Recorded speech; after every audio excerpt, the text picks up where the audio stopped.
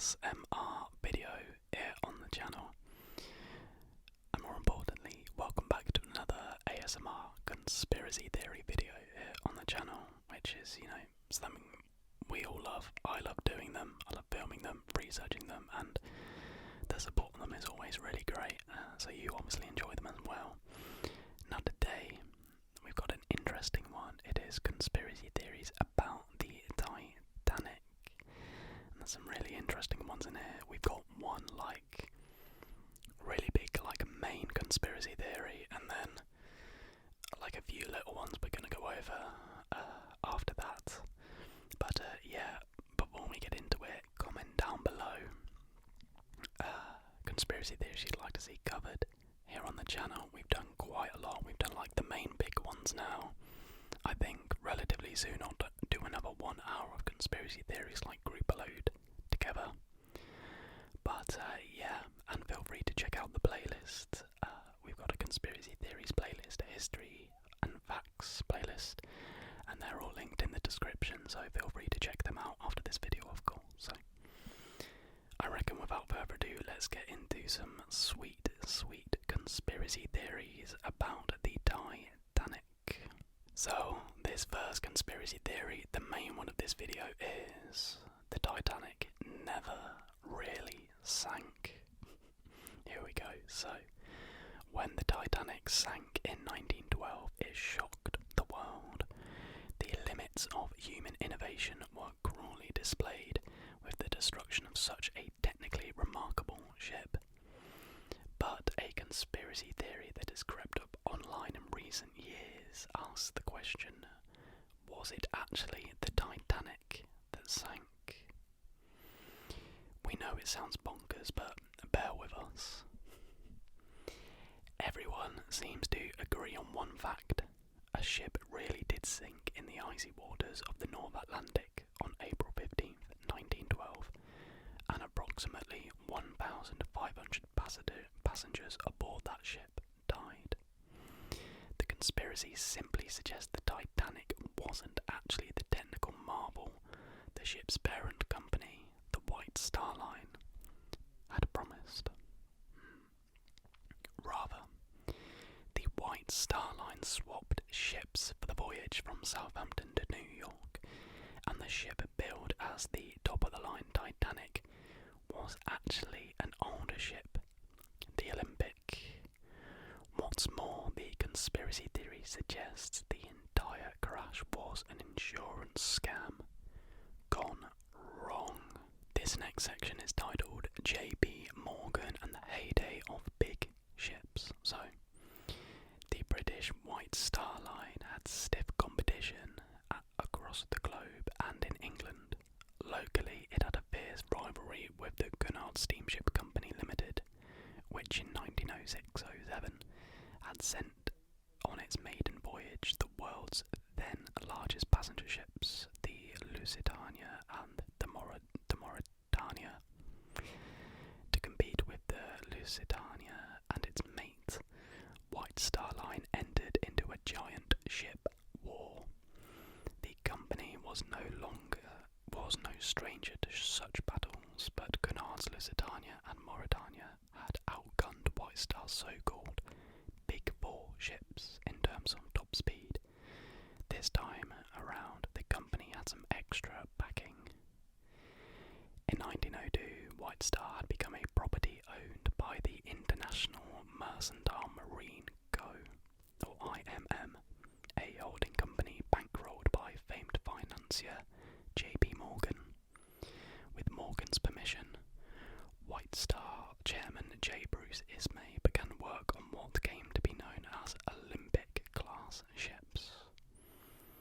If they couldn't match the Lusitania's speed, Olympic-class ships would outclass Cunard ships. They'd be even bigger and more luxurious. 3 ships were commissioned: the Olympic, the Titanic, and the Britannic. The Olympic was the first to be built, and as the line's namesake, it was considered the lead ship. Its maiden trip was widely heralded, and its first few voyages were unqualified successes. But on just its 5th voyage, the vessel ran into serious trouble. On September 20th, 1911, while passing a military vessel, the Hawk, the Olympic made an unexpected turn. Caught off guard, the two ships crashed. The Olympic was able to limp back to port badly wounded. A trial would later hold the White Star Line responsible for the incident. Next section is the conspiracy begins. So, everything above is generally agreed to be fact. The Olympic crash is where paths diverge. After the crash, conspiracy theorists claim the Olympic was an economic disaster. The lawsuit meant repairs would not be covered by insurance, and it was drawing no money while sitting around the docks. So the company made a switch.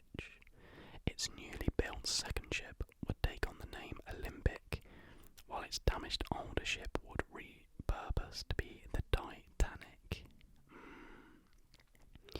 Eventually the true Olympic, now secretly operating as the Titanic, would be scuttled in an accident from which the White Star Line could collect an insurance payment befitting a brand new ship, all while the ship originally built as the Titanic would have lived on.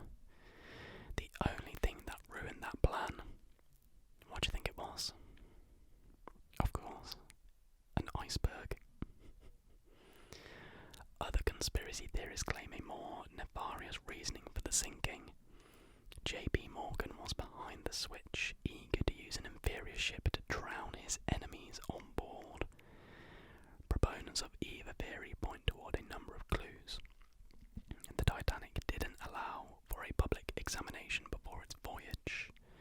Out of fear it would be found out by experts as Olympic in disguise, theorists claim. And then there are portholes.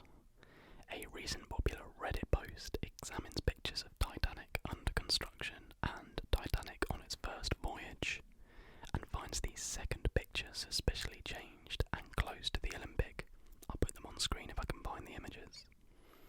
There are a plethora of other details. For example, separate claims point toward the argument the Olympic lies at the bottom of the sea instead of the original Titanic.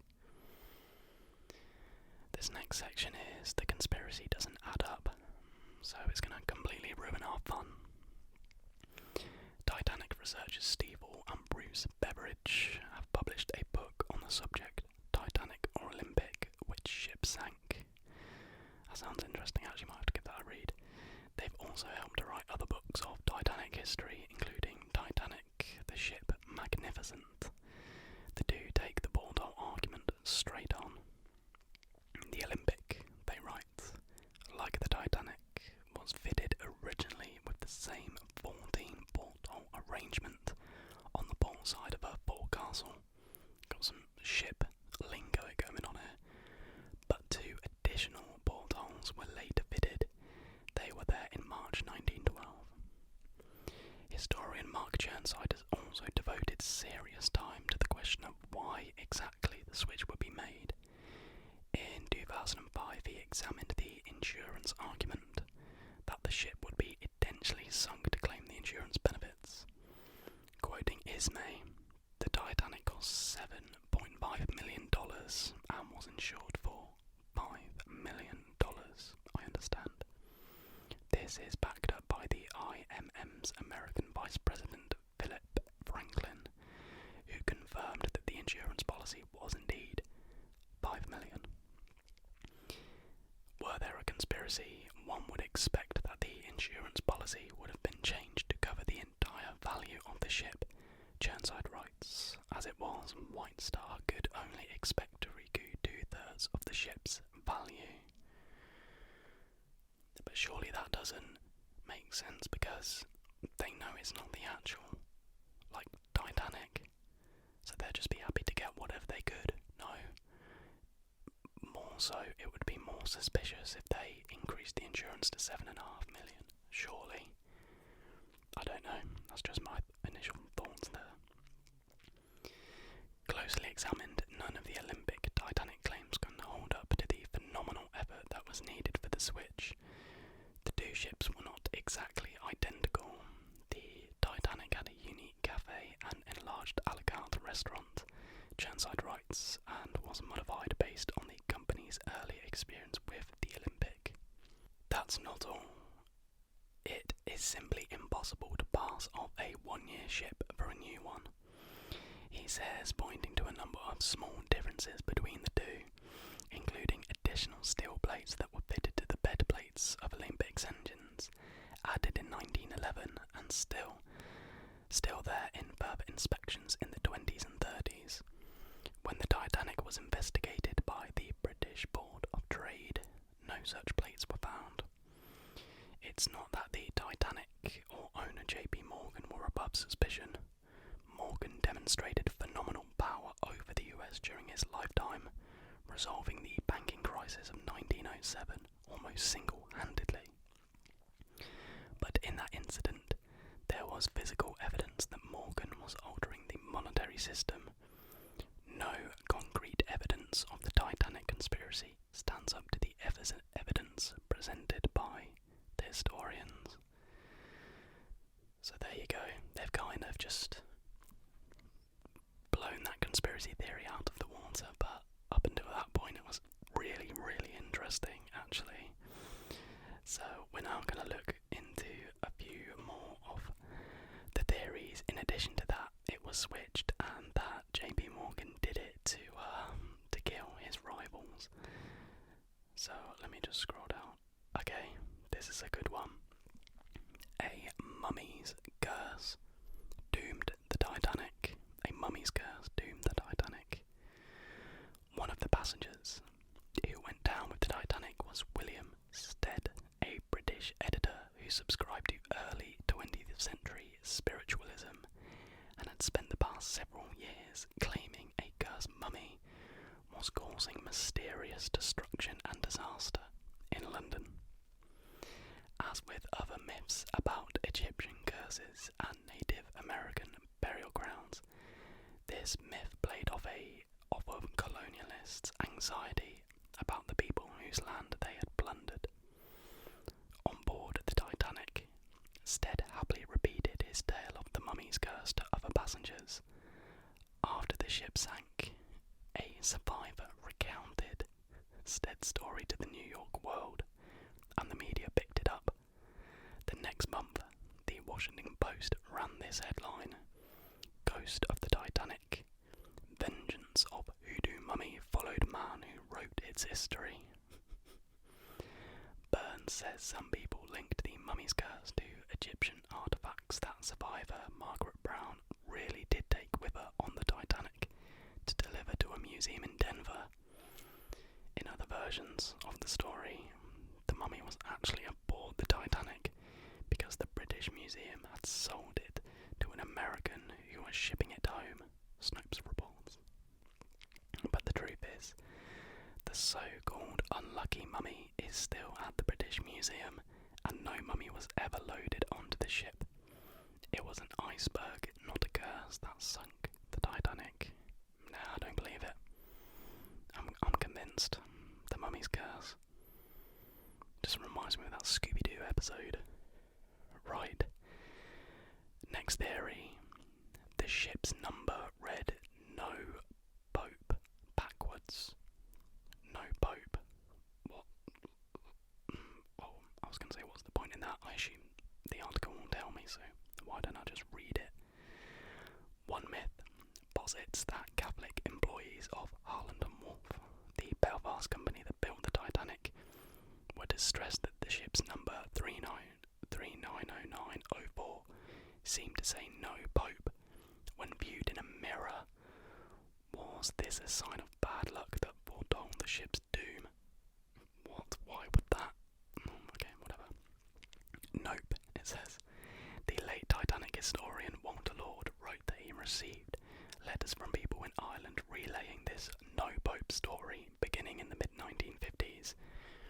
Yet, as Burns pointed out in his 1986 book, there was no such number attached to the Titanic.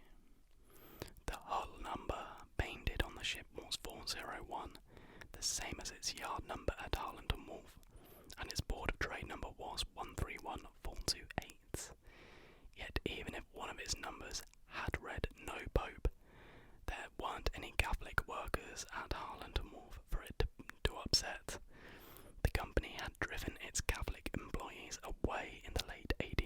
1800s, and by the 20th century, Harland and Wolff had a reputation for only employing Protestants, writes Annie Caulfield in Irish Blood, English Heart, Ulster, Fry.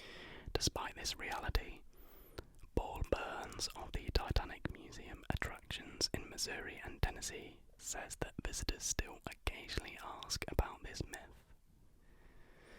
Okay, next theory. Jack Dawson is Jay Gatsby. Okay. It says, okay, this one is actually about the 1997 Titanic movie and it's a fan theory, but still.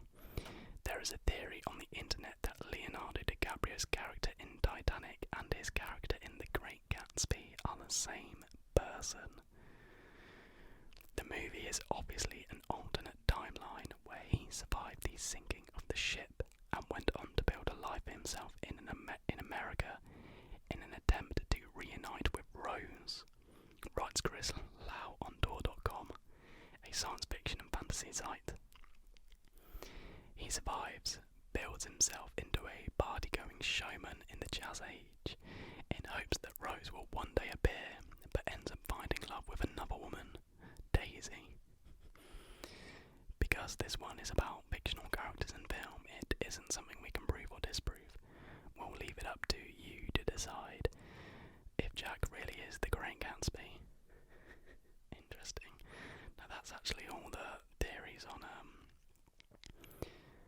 this page, but I actually want to read into more detail into the theory of J.P. Morgan planning the disaster to kill his rivals, because it was touched upon in that first article, but I'm hoping this section will give it a little bit more detail. So, according to this theory, millionaire banker J.P. Morgan planned the Titanic disaster to kill off rival millionaires Jacob Astor, Isidor Straus and Benjamin Guggenheim, who all perished aboard.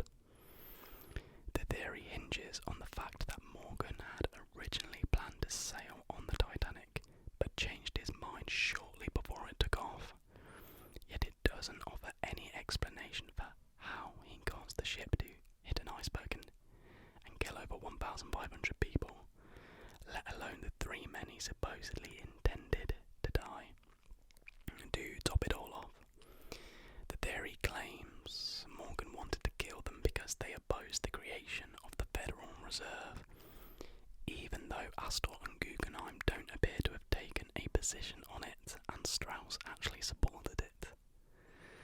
Alternative versions of this theory claim the Rothschild banking family, or the Jesuits, were the ones who arranged Astor, Strauss and Guggenheim's death on the Titanic. As the Washington Post notes, invoking the Rothschilds as international conspirators is a centuries-old anti-Semitic trope. The Rothschild family founded banking houses across Europe in the early 1800s, and they have been a favourite target of conspiracy theorists ever since. This theory resurfaced recently in connection with QAnon, a far-right conspiracy theory detailing a supposed secret plot by an alleged deep state against US President Donald Trump and his supporters. Okay, well, Trump supporters, and that's where I draw the line and decide to end this video. The first conspiracy theory is definitely 100% the most compelling and the most interesting. Honestly, I kind of want to read that book, and if I do get it on my Kindle or whatever, maybe I'll read a bit of it we can go through it together on the channel. I think that would be pretty fun, actually. Looking into a bit more detail into just why they can't have switched the Olympic and the Titanic, because honestly, I think it's possible, but then I'm not an expert on ships and ship structures and all of that. But let me know if you know any other wild conspiracy theories about the Titanic. And again, comment down below what other conspiracy theories you would like to see covered here on the channel. But that is going to do it for this video. I really really hope you did enjoy. As always, if you did, please do leave a like.